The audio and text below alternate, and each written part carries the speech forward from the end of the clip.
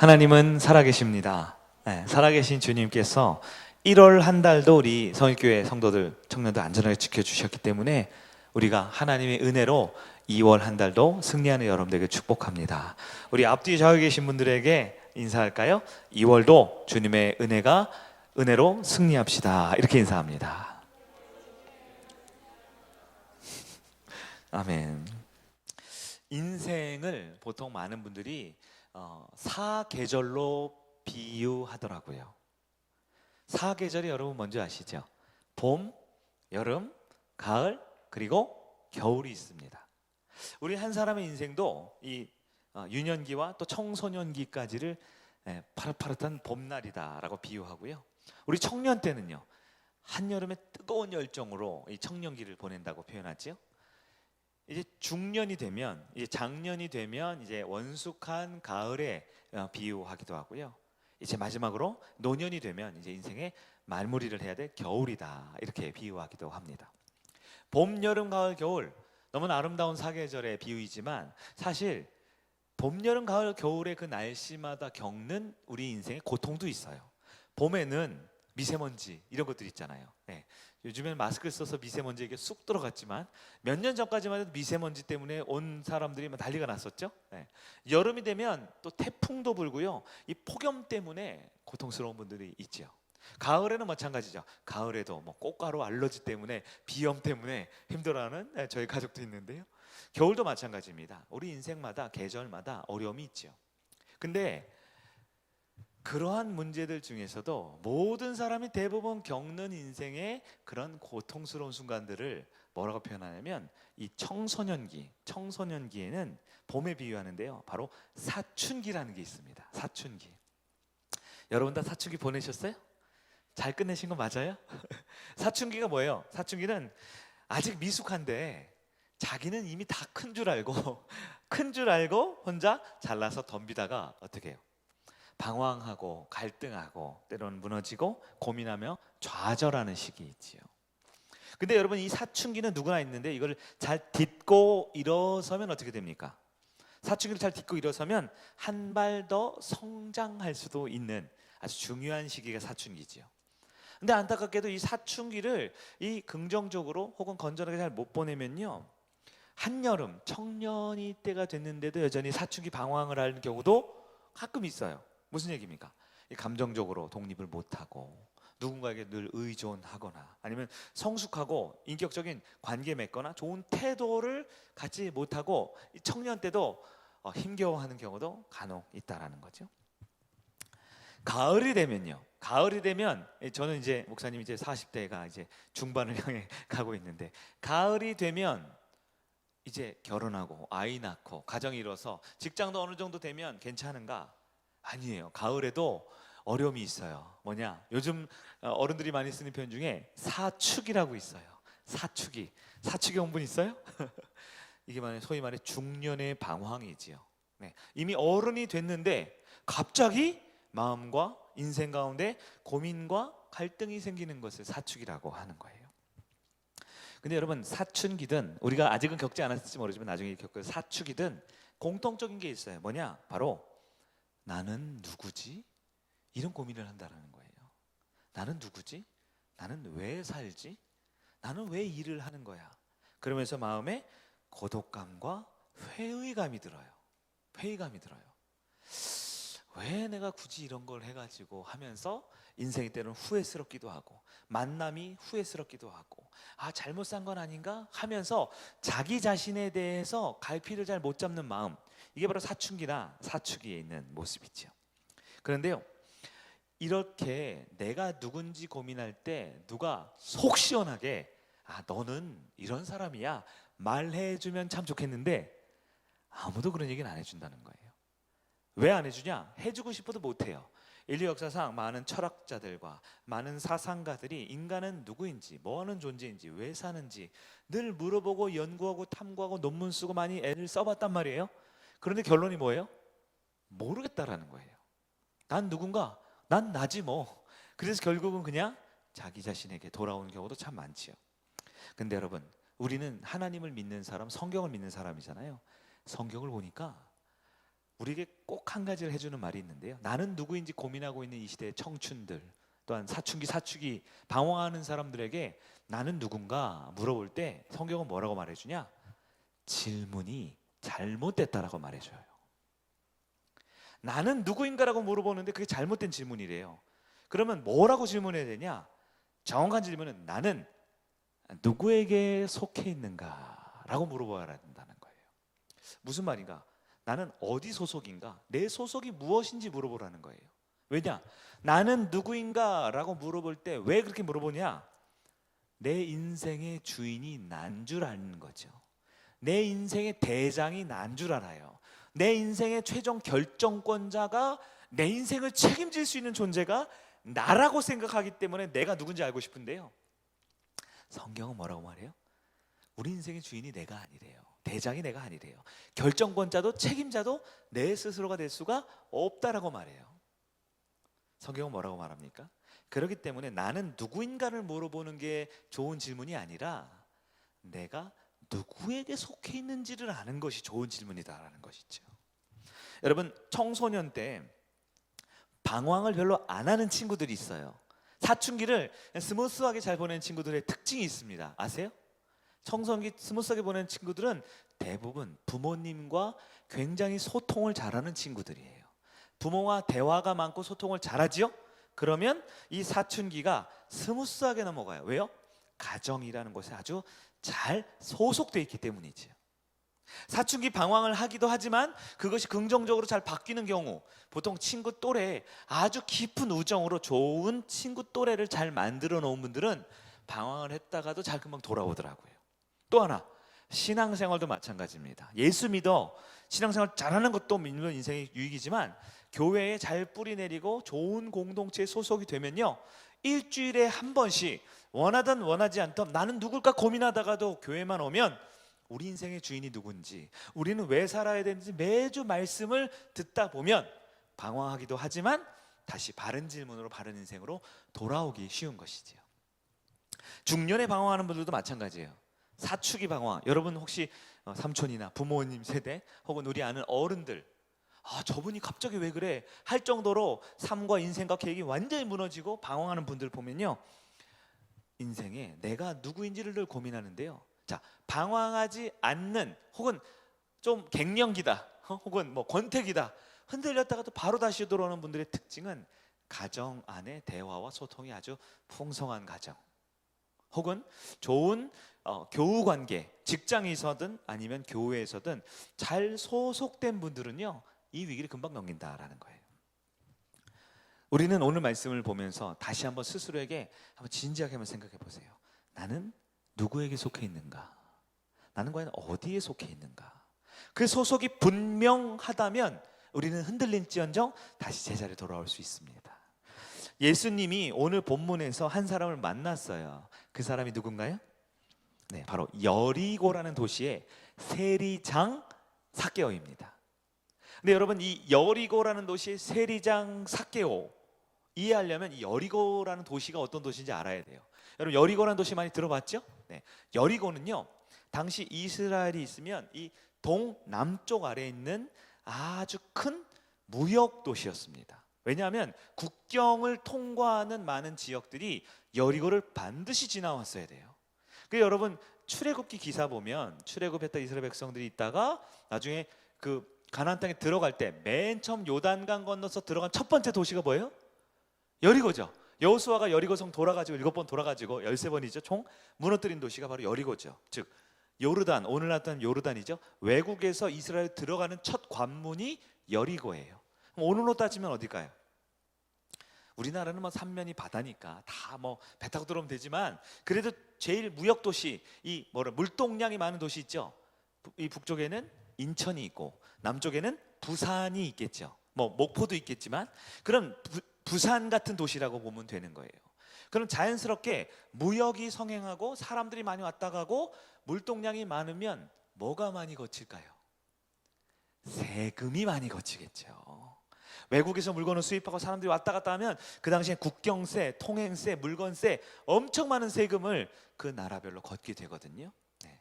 그러니까 세리장 삭개오의 직업은 그 당시 가장 무역이 성행한 도시의 뭐라 할까요? 세무서장 혹은 뭐 국세청장 맞나요? 하여튼 그런 세금을 관리하는 사람이에요.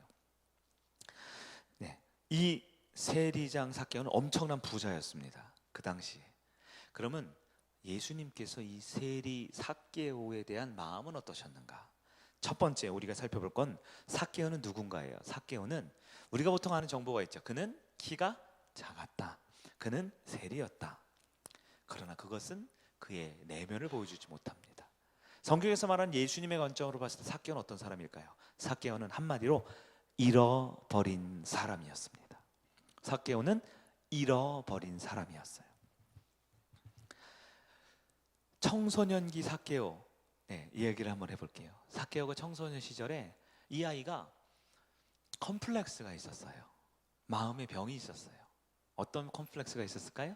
우리가 알고 있는 본문에 따르면 그는 키가 작았습니다. 보통 작은 것 같고 작았다고는 안 할 거예요. 네, 많이 작거나 혹은 몸에 좀 핸디캡이 있었던 것 같아요. 너무 작은 삭개오. 근데 보통요, 이 청소년 감수성이 예민한 이 청소년 시기에 큰 컴플렉스가 있으면 이것을 어떻게 하냐? 다른 무언가로 채우고자 하는 마음을 사람이 갖게 마련이에요. 그래서 우리가 큰 어려움이나 어린 시절 고민이나 갈등이 있을 때 오히려 그것이 어떤 큰 에너지를 발휘하는 경우가 있죠. 그래서 가난했던 시절을 딛고 일어나서 훌륭한 사람이 됐다처럼 삭개오도 바로 그런 사람이었죠. 자신이 가지고 있는 키가 작은 이 컴플렉스가 너무 심한 나머지 삭개오는 자신의 인생에 다른 것으로 가득 채우고자 하는 열망으로 넘쳤어요. 그것이 무엇이었을까요? 그게 바로 돈이었습니다. 삭개오는 꽤 똑똑한 사람이었어요. 야망 있는 사람이었어요. 어떻게 알아요? 그 당시 최대 무역 도시의 여리고의 세리장이었단 말이에요. 그 정도로 오르려면 고위 공무원이죠. 얼마나 공부를 열심히 하고 얼마나 야망이 있고 얼마나 줄을 잘 쓰면서 성공적인 인생을 살았던 것일까요? 그렇게 성공을 살았는데요. 어느 정도까지 성공했냐? 그는 돈을 아주 많이 벌었습니다. 세리장에. 왜냐? 돈이 많으면 사람들이 나를 무시하지 않을 거야 생각했던 것 같아요. 돈이 많으면 사람들이 나를 존경하고 존중해 줄 거야. 돈이 많으면 나는 성공한 인생이라고 말할 수 있고 돈을 많이 벌면 나는 행복한 인생이라고 내 컴플렉스를 극복할 수 있을 거야 라고 생각을 했다라는 것이죠. 그래서 평생 돈벌이를 위해 어떻게 했어요? 동족을 배신하는 일까지 합니다. 당시 이스라엘 상황을 보면 로마 제국, 최강대국인 로마 제국의 속국이었어요. 그래서 이 로마 사람들이 주로 쓰는 방법이 뭐냐? 속국을 삼으면 속국에 속국세라고 10%의 수입을 내기만 하면 자치권을 주는 방식을 많이 썼어요. 근데 그 당시에 이 정권이 불안정하고 성경에 보면 왕들 이름 많이 나오죠. 절대 군주가 아니라 이 속국인 상황에 자치별로 여러 왕들이 여러 통치자들이 뭐 총독도 있고 막 복잡한 현실 가운데 우리로 따지면 우리 조선 한국 시대로 따지면 이 삭개오는 마치 일제 강점기 때 친일파처럼 행동을 했던 거예요. 그래서 예를 들어 로마 당국이 10% 10,000원의 세금을 걷어와 그러면 이 사람에게 자치권을 주는 거죠. 마음대로 할 수 있는 권한을 줘요. 그럼 삭개오는 얼마를 걷을까요? 10만 원을 걷어요. 그리고는 로마 당국에 10,000원이 아니라 제가 최선을 다해서 제가 이 세리장을 하겠습니다 하는 마음으로 저를 계속 세리장 시켜주세요 하는 마음으로 2만 원을 갖다 바쳐요. 그러면 그 안에 있는 총독도 몰래 조금 이렇게 떼먹기도 하고 얼마나 좋아요. 너 일 잘하네. 네가 계속 세리장해. 그 뒤에는 든든한 로마 군대가 이 삭개오 세리장을 딱 받쳐주고 있어요. 그러면 10만 원을 걷었는데 10,000원 세금에 2만 원 냈으니까 얼마 남아요?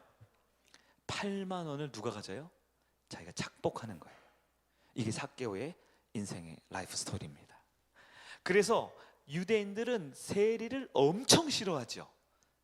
그래서 여러분 유대인들이 보통 나쁜 사람들을 표현할 때 성경에 뭐라고 되어 있냐면 죄인들과 세리라고 표현해 있어요. 보셨죠? 세리와 죄인 혹은 죄인과 세리 이거 뭐예요? 나쁜 놈들이 수두룩하게 있는데 그 중에 제일 나쁜 놈 오브 나쁜 놈 제일 나쁜 놈이 누구예요? 세리인 거죠. 우리로 따지면 뭐 일제강점기 때 사기꾼도 있고 도둑놈도 있고 뭐 흉악한 나쁜 놈이 있고 그 중에 제일 나쁜 친일파 이렇게 말하는 것과 똑같지요. 삭개오는 그렇게 동족을 배신하고 로마의 앞잡이로 많은 돈을 모으며 아마 청소년기를 지나 청년기를 보냈을 거예요. 그러나 자신의 잘못과 자신의 인생이 후회하지 못해요. 왜요? 눈앞에 돈이라는 색안경을 끄고 돈을 모으기 위해서만 열심히 살았거든요. 그러나 어느 정도 살아보니까 이제 주변을 들어보는데요, 외로운 거예요. 돈이 필요할 때는 사람들이 나한테 와서 굽시굽시 하는데 그 외에는 아무도 날 좋아하지 않습니다. 내 주변에 아무도 없어요. 그러다가 이제 나이가 이제 청년이 지나고 가정을 이룰 이제 어른이 됐어요. 중년 혹은 장년. 본문의 나이는 정확히 나와 있지 않지만 아마 제 나이 정도? 여러분보다 한두 살 많은 그 정도 됐을까요? 그 정도 나이가 됐을 때 문득 마음에 이런 생각이 들어요. 난 누구지? 난 뭐 하는 사람이지? 난 뭘 이렇게 돈을 열심히 벌었지? 하면서 자기의 인생에 대해서 고민하기 시작하는 거죠. 한마디로 우리가 서두에 살펴봤던 사춘기를 넘어서 사추기의 방황이 시작된 것입니다. 근데 아무리 고민하고 아무리 생각해봐도 답을 내릴 수 있었을까요? 없어요. 어떻게 할 수 있어요? 그 동네 예수님이라는 사람이 왔단 말이에요. 근데 이 삭개오가 어떻게 해요? 뽕나무, 옛날 성경에 요즘에는 돌무화과 나무죠. 그 위에 올라갔단 말이에요. 많은 사람들이 키가 작아서 올라갔다고 하는데요, 키가 작으면 또 얼마나 작고 크면 얼마나 작아요? 3m씩 크겠어요? 제가 키가 엄청나게 크진 않잖아요. 190 조금 안 되고 180도 조금 안 되는데 엄청 크진 않죠. 그렇지만 키 큰 우리 장로님이나 우리 병원 형제, 우리 성 형제 있어도 저보다 50cm가 크겠어요? 1m가 크겠어요? 나무에 왜 올라갔어요? 안 보여서 올라간 게 아니에요. 물론 그는 키는 작은 단신이었지만 왜 올라갔어요? 그만큼 간절했거든요. 그만큼 사춘기 위기가 심각한 거예요. 내가 저 사람 안 만나면 내가 잠을 못 잘 것 같아. 꼭 올라가고자 했어요. 올라가서 예수님을 딱 보는데 지나가는 예수님 삭개오를 보자마자 뭐라고 그러셨어요? 내가 오늘 너네 집에 거하여야 하겠다. 19장 5절에 있는 말씀이죠. 삭개오에 속히 내려오라. 내가 오늘 내 집에 유하여야 하겠다. 여러분, 근데 유한다라는 말은요, 헬라 원어를 보면 이건 단순 방문, 5인 이상 집합 금지인데 단순 방문이 아니고요, 이 말은 하숙하겠다는 뜻이에요. 일정 기간은 정해두고 너네 집에 몇 날 며칠 아니 몇 주 몇 달을 머물러 살겠다. 방 준비해놔라. 이런 말과 똑같은 뜻이죠. 이 말을 들었을 때 삭개오를 포함한 모든 사람이 다 화들짝 놀랍니다. 이게 무슨 말이야? 말도 안 되는 소리 아니야. 왜요? 이스라엘에게 세리는 죄인의 범주를 넘어선 나쁜 놈 중에 나쁜 놈이었거든요. 그래서 19장 7절에 뭐라 그럽니까? 무사람이 보고 수군거리되 저가 죄인의 집에 유하여 들어갔도다. 아예 삭개오의 집을요, 죄인, 죄덩어리의 집이다라고, 가장 더럽고 추악하고 부정한 곳이다라고 정의 내려버린 것이죠. 그럼 여러분, 예수님은 왜 삭개오의 집에 들어가셨을까요? 그가 삭개오인지 몰랐나요? 그가 세리장인지 몰랐나요? 그의 집이 더러운 집인지 몰랐나요? 아니요, 누구보다 잘 아셨지요. 그럼 왜 들어가셨을까요? 그것은 바로 잃어버린 자를 찾기 위함입니다. 오늘 보면 결론에 해당하는 10절 볼까요? 누가복음 19장 10절 내용 같이 한번 읽어볼까요? 시작. 인자가 온 것은 잃어버린 자를 찾아 구원하려 함이니라. 아멘. 여러분, 이것이 성경의 주제입니다. 그리고 누가복음의 주제예요. 그리고 오늘 저와 여러분이 가져야 할 믿음의 주제입니다. 잃어버린 자를 찾기 위해 이 땅에 오신 예수님을 만나는 저와 여러분 되기를 축원합니다. 예수님께서는 삭개오에 대해서 키가 작다? 아니요. 세리장이다? 아니요. 죄가 많다? 아니요. 예수님께 삭개오는 그저 잃어버린 자였습니다. 잃어버린 자. 여러분, 잃어버렸다라는 말을 우리 신학적으로 이해할 필요가 있어요. 자, 우리 정민자매가 오늘 예배 딱 오는데요, 룰루랄라 예배당에 딱 왔어요. 그래서 헌금을 하려고 주머니 봤는데 지갑이 없어졌네요. 차에 두고 내렸나 봐요. 지갑을 어떻게 했어요? 잃어버렸죠. 자, 잃어버린 게 뭐예요? 잃어버린 게 많은 사람들이 잃어버리면, 자, 지갑이, 정민자매의 지갑이 이 세상에서 이제 더 이상 존재하지 않는 건가요? 아니죠. 어떤 놈이 가져갔죠. 내가 그 장소에 부리부리하게 찾아가 봤는데 없어졌어요. 어떤 놈이야? 가져갔죠.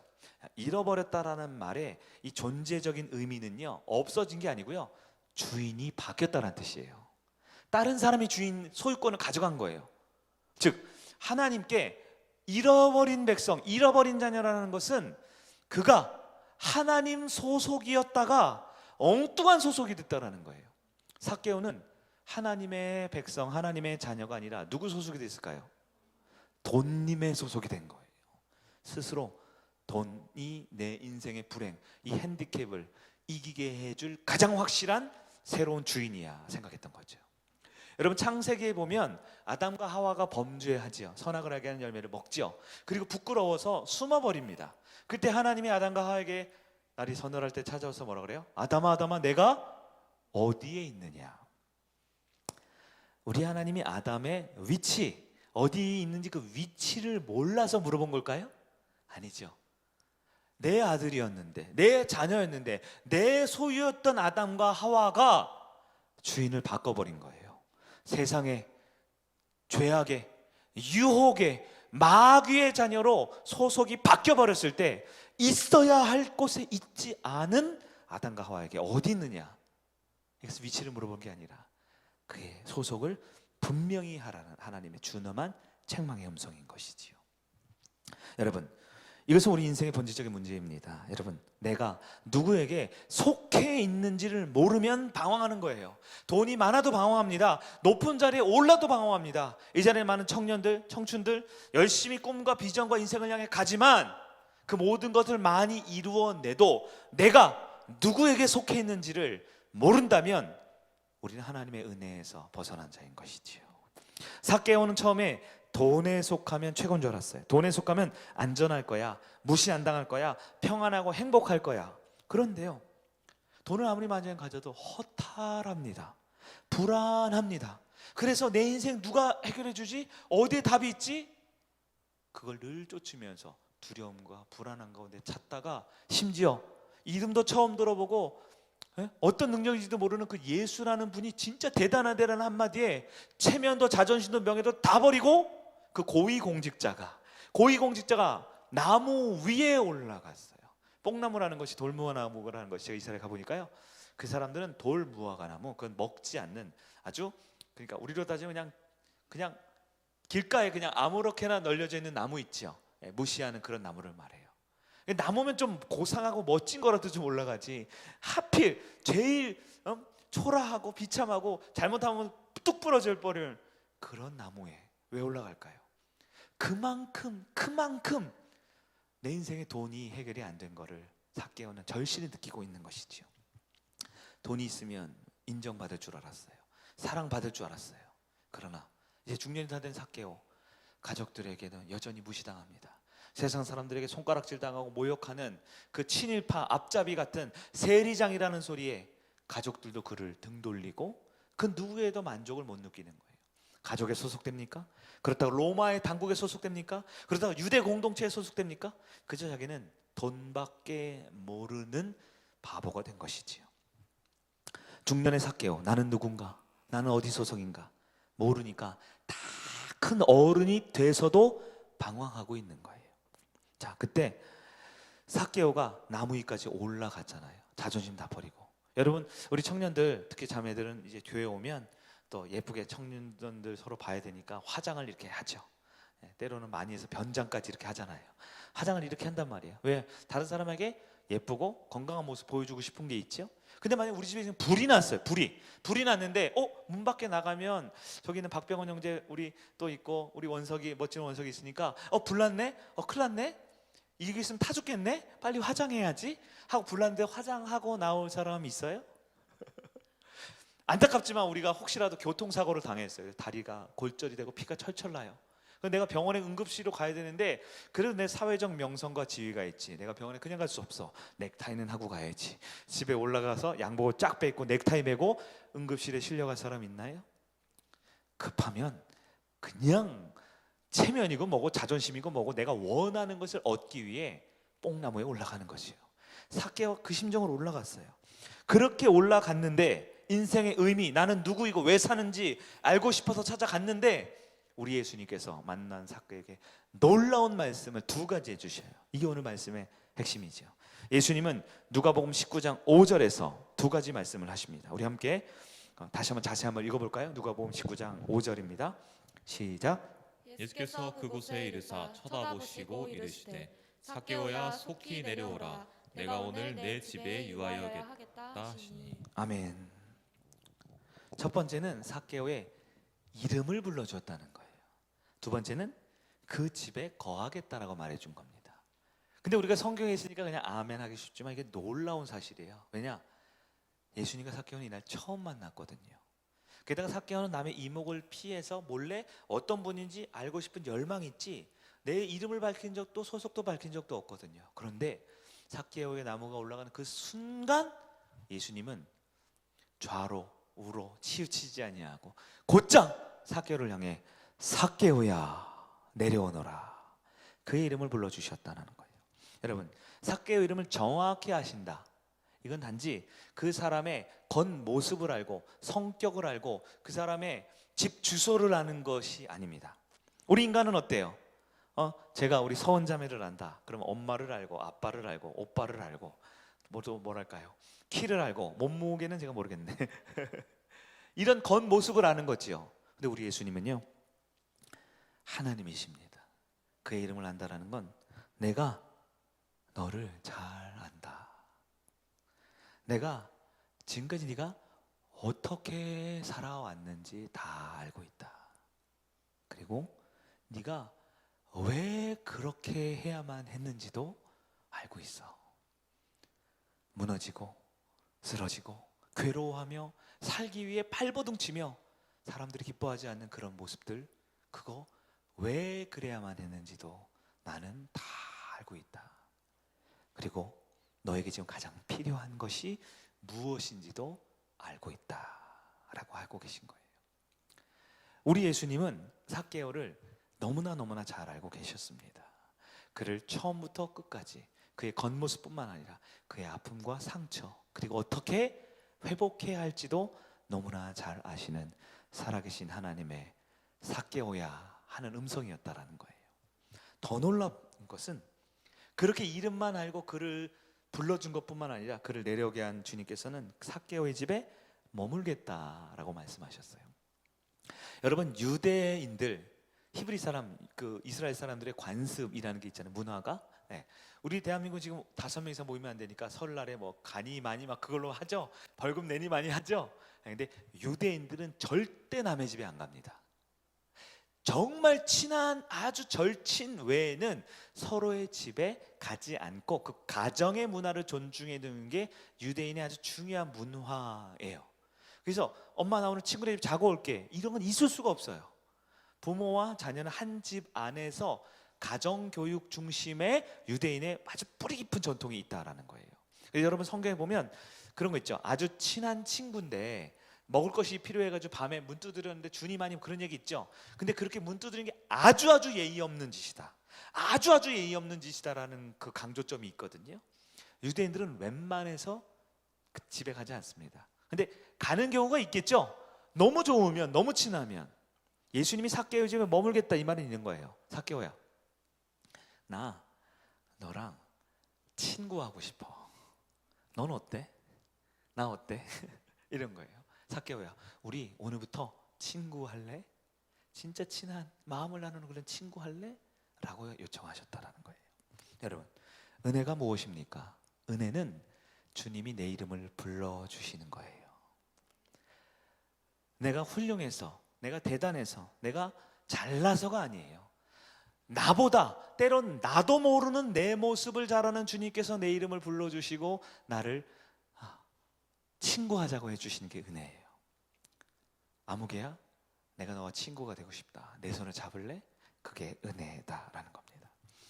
여러분 같으면 받아들이시겠어요? 안 받아들이시겠어요? 많은 사람들이 고민합니다. 우리 집에 아직 지저분한 게 많은데, 목사님 신방 온다는데 지저분한 게 많은데 고민하지요. 마찬가지예요. 우리 마음도 그렇죠. 예수님 받아들이기에 내가 아직 뭔가 찝찝한 게 좀 있는데, 예수님이 친구 되기에 내가 아직 죄된 본성이 남아 있는데, 내 나쁜 습관이 있는데 하면서 차일피일 미루다 그 은혜를 또 잊어버려요. 그러나 삭개오는 어떻게 됐을까요? 삭개오는 은혜로 주님과 친구가 되었습니다. 삭개오는 자신의 집으로 주님을 영접했어요. 친구하자라는 은혜를 받아들였습니다. 세상 사람들은 다 놀랐어요.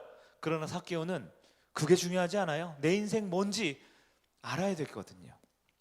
그래서 아직 더러운 현실 속이지만, 여전히 추악한 내 마음 속이지만, 그러나 주님의 은혜가 은혜 될 수 있도록 그것을 받아들였어요. 은혜가 뭐예요? 은혜는 자격이 있어요? 갚을 능력이 있어요?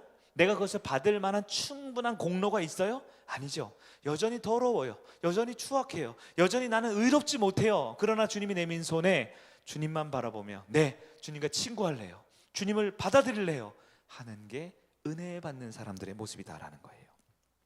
비록 삭개오는 느꼈어요. 난 여전히 더럽지, 여전히 세리장이고, 여전히 남의 것 빼앗아서 엉뚱한 재산으로 부자 됐지, 난 정말 나쁜 놈이야, 정말 죄송해요, 인간 쓰레기야. 그러나 지금 보니까 주님의 은혜는 그것보다 더 크네. 내가 아무리 더러워도 주님의 은혜는 더 크네. 내가 아무리 지저분하고 내가 아무리 깨끗하지 못해도 주님의 은혜는 이 모든 것보다 더 크네 라는 것을 알았기에 주님께 내민 손을 붙들었다라는 거예요. 여러분, 교회를 열심히 다녀도 사람이 잘 안 바뀌어요.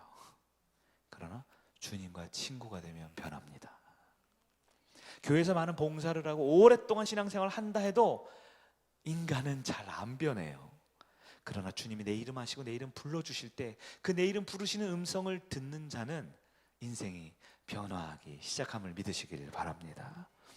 삭개오는 예수님께서 너 그렇게 살면 안 돼, 너 잘못했잖아 책망 한마디 듣지 않았지만 주님의 그 은혜의 손길, 친구 되자는 손을 딱 잡는 순간 놀랍게 사람이 변하는 거예요. 19장 8절입니다.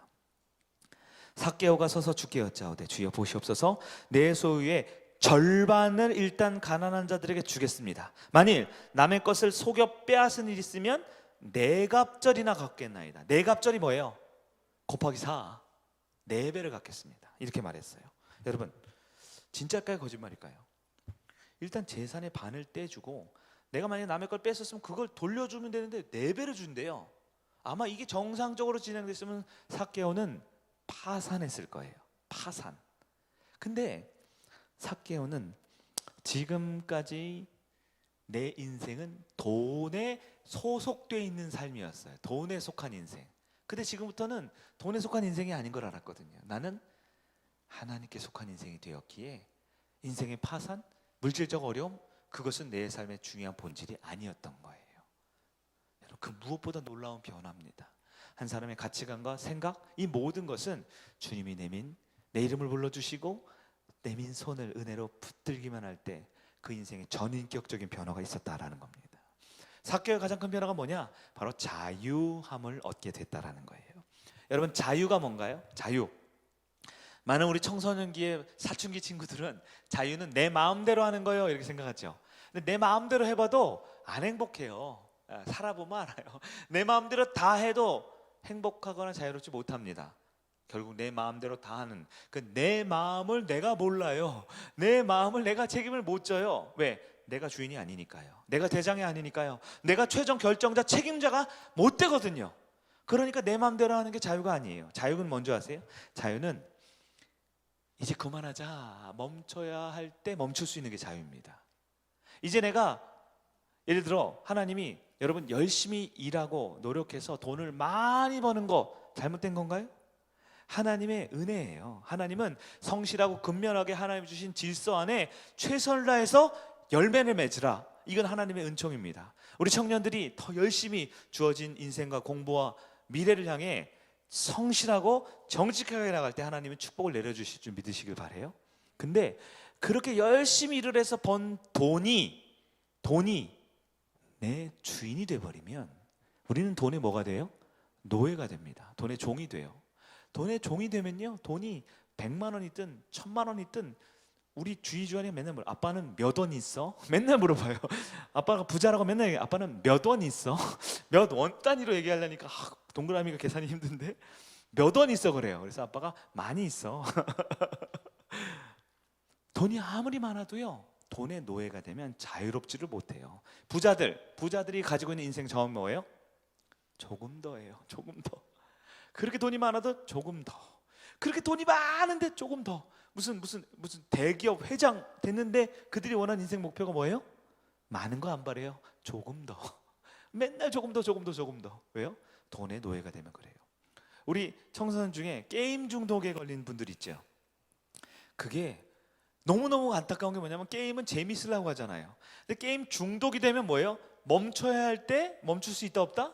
못 멈춰요. 그러니까 내가 게임을 막 중독되면 내가 게임을 하는 건지 게임이 나를 조종하는 건지 모르죠. 내가 하는데 재미와 행복이 아니라 그냥 해요. 왜 하는지 모르는데 안 하면 안 될 것 같아. 계속 해. 왜? 지금도 누군가에서는 나보다 레벨업을 해서 더 높은 아이템과 더 높은 자리에 오르니까 계속 해야 돼요. 게임을. 이것도 하고 저것도 하고. 왜요? 게임의 노예가 되면 못 멈추지요. 여러분, 성공도 마찬가지입니다.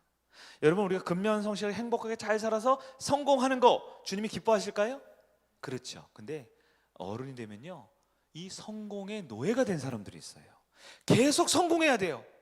그러나 진짜 성공은 뭐냐면, 성공하지만 이제 멈출 때 멈춰야 되고 나눠줄 때 나눠줄 수 있어야 되는데요, 계속 성공해야 돼. 성공. 그렇게 높은 자리, 그렇게 많은 돈, 그렇게 많은 걸 이루었는데 또 성공해야 돼요.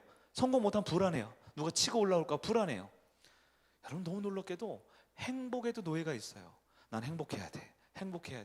그렇게 행복해야 된다고 해서 행복을 추구하고 여행도 다니고 남자친구도 만나고 주식 투자도 해보고 많은 행복을 추구하지만 늘 행복에 목말라 있어요. 왜요? 자유함이 없는 거죠. 자유가 뭐예요? 여러분 아셔야 돼요. 멈출 수 있을 때 멈추면 그게 자유로운 거예요. 맛있는 거 먹고 싶으면 먹다가 멈출 때 딱 멈출 수 있으면 진짜 행복한 인생을 살 수 있는 거죠. 그만두어야 하는데 삭개오는 돈의 노예예요. 작은 키라는 이 컴플렉스와 작은 키라는 열등감의 노예가 돼서 만족이 안 됩니다. 세일이 장까지 올라갔는데도 너무 제 인생에 만족하지 못하고 누가 왔다니까 뽕나무 위에 자존심 명예도 없이 그냥 가서 나 좀 도와주세요. 비참한 인생을 사는 거죠. 그러나 이제 삭개오는 자신이 어디 소속인지 알게 됐어요. 진짜 주인이 그의 이름을 불러줬거든요. 진짜 그의 인생의 책임자가 그와 친구가 되게 해주셨거든요. 삭개오가 한 건 아무것도 없어요. 내 소속이 여기였구나. 진짜 내 이름이 여기였구나. 삭개오는 예수님을 만나고 그분을 친구로 은혜로 받아들이는 순간 내가 누구인지 깨달았고요, 진짜 자유를 얻었습니다. 그게 성공이고 행복이에요. 그런 삭개오를 향해 주님이 뭐라고 하셨어요? 9절과 10절 마지막으로 읽습니다. 누가복음 19장 9절입니다. 시작. 예수께서 이르시되 오늘 구원이 이 집에 이르렀으니 이 사람도 아브라함의 자손이미로다. 인자가 온 것은 잃어버린 자를 찾아 구원하려 함이라. 아멘. 삭개오는 내가 누구인지 몰랐어요. 누구 소속인지 몰랐어요. 한마디로 잃어버린 사람이었죠.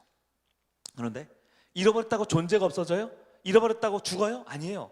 주인이 바뀌어버렸지만 예수님이 삭개오의 진짜 주인, 소속을 찾아줬어요.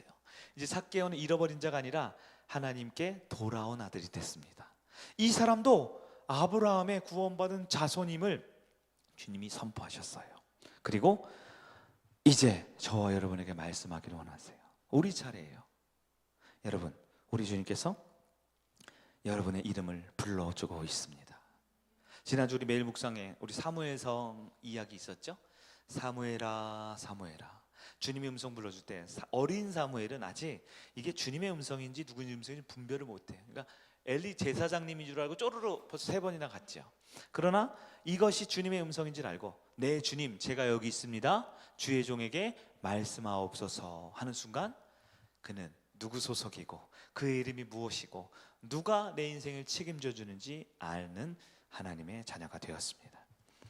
여러분, 우리 주님께서 지금 우리에게 우리 이름을 부르시고 우리가 친구 되자라고 말씀하고 계십니다. 우리에겐 진짜 은혜의 회복이 필요합니다. 말씀을 정리할까요? 한 주간 삶에서 여러분 어때요? 청년 때 오히려 이 명절이 여러분 더 힘들게 하죠. 명절 때 결혼은 언제 하니? 직장은 언제 하니? 너 꿈은 전에 있었는데 지금 하고 있니? 어른들이 그냥 지나가는 한마디 말에 우리는 또 상한 갈 때처럼 마음이 휘청대고, 내가 열심히 최선을 다해 살아왔는데 부모는 너무나 쉽게 더 잘되고 더 사회적으로 좋아 보이는 사람을 슥 비교하고, 야 옆집 누구는 뭐 한다더라 우리 비교하고 할 때 우리의 마음이 무너지기 쉽죠. 그러나 바로 이때 우리는 내게 이름을 불러주시고 손 내미시는 예수의 손을 꼭 붙들어야 합니다. 주님은 여러분을 잘 아셔요. 내가 어떤 마음으로 얼마나 힘든지, 어떤 고민인지, 얼마나 불안하고 얼마나 두려운지 알고 계셔요. 주님이 내 이름 불러주실 때 네 주님 하고 주님의 음성에 응답하는 여러분 되길 바랍니다. 주님이 불러주실 때 이번 주도 매일 묵상이 있는데요, 많은 청년들이 두려움 가운데 있죠. 이번 주 월화수는 두려움에 대한 말씀이에요. 이 말씀을 통해 보시면서 나와 친구가 되기 위해 우리 집에 들어오고자 하는 주님을 영접하는 여러분 되길 바라요. 명절입니다. 목, 금, 토가 아마 명절일 거예요. 여러분도 아마 부모님 따라 친구 따라 여러 곳에 모임이 있을지 몰라요. 여러분, 삭개오는 예수님이 내 집에 초청했지만 사실 예수님께서 그 집을 천국으로 만들어 주신 거예요. 이번 명절 여러분 예수님을 믿는 믿음 안에 주님을 바라볼 때 우리 가정이 예수님을 영접하는 가정이 되길 바랍니다. 예수님을 친구로 모시고 예수님이 거하시는 행복한 가정으로 변화되길 바랍니다. 어쩌면 스트레스 받는 것 있지요? 여러 가지 원치 않는 불편한 이슈들이 있지요? 그러나 우리가 예수님과 친구가 될 때 주님은 죄 많고 허물 많은 나와 우리의 가정이지만, 불완전하고 불편한 우리의 모습이지만 그곳에 은혜의 친구가 되어주시는 그 예수님을 이번 명절 우리 가정 그리고 내 인생에 모시는 저와 여러분에게 주의 이름으로 축복합니다. 아멘. 우리 찬양 계속 부르는 우리 14번 찬양이죠. 오직 예수뿐이네. 이 찬양의 가사 우리 한 번만 더 이 찬양을 부르면서 주님 앞에 기도할 때에 주님 내 인생에 친구 되어 주시는 주님, 우리 가정에도 찾아와 주시옵소서. 우리 엄마 이름을 불러주시고 우리 남동생의 이름을 불러주시고 우리 가족들 친척에게 손 내밀어 주셔서 우리가 모두 예수의 은혜 가운데 정말 인생의 행복을 느끼며 우리 가정 하나님께 속해 있습니다 하는 기쁨의 은혜를 누리는 우리가 되기를 바랍니다.